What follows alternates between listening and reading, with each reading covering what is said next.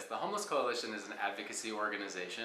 We are a member organization where we have about 65 members that include people who do shelter, they do food services, medical services, legal services, as well as churches, including like Bellarmine Church as part of the Homeless Coalition. And what we do is anyone can be part of the Homeless Coalition as long as you believe that we can eradicate homelessness.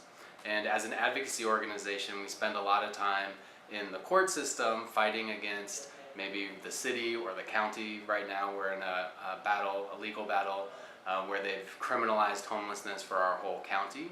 But we also work on things like policy change. So we actually write policy that the city of Cincinnati can adopt, including things like the Affordable Housing Trust Fund, which was a policy that was adopted last year by the city of Cincinnati. And now we're working on figuring out how to fund that trust fund. And we also produce a newspaper called Street Vibes, and you might see folks selling Street Vibes throughout the city. How you doing today? Support your local Street Vibes. Right now I sell Street Vibes. It's a $2 donation. Street Vibes is a nationwide paper. Most cities have its own chapters. People who are either homeless or formerly homeless, they purchase paper for 75 cents. They ask for a $2 donation. They make $1.25 off every paper they sell. But we also do a speakers bureau where we have speakers who tell their stories. People who have experienced homelessness will tell their stories to groups of people all over the country, but here locally as well, with high schools and colleges and church groups. And we really encourage people to do those because it gives another perspective on homelessness, but we can also learn about the statistics as well. But it's very useful to hear someone's personal story and how homelessness has affected them. Yes, I spoke at the Public Library for World AIDS Day. They read my article I wrote in the Street Vibes about HIV in Cincinnati.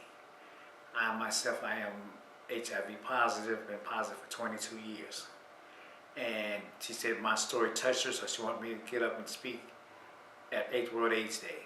And it was a very honor to share my story to the people. And I'm still sharing it because I shared it out at UC Blue Ash with some doctors and up at a homeless hospital to the pharmacists and young doctors.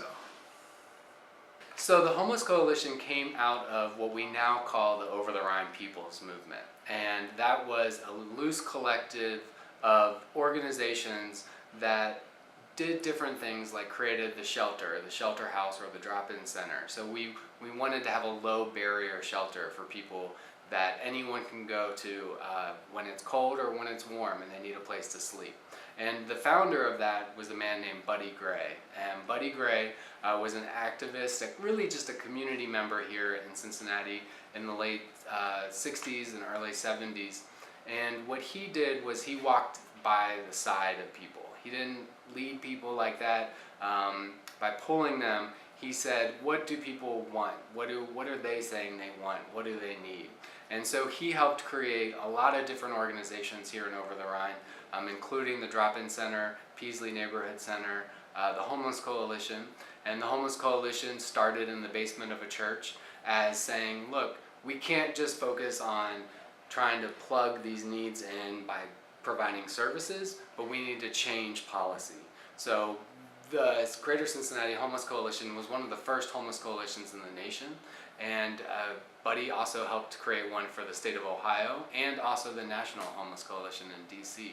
So it's a movement to look at how can we be advocates, but also how can we change policy to make sure that homelessness doesn't get worse.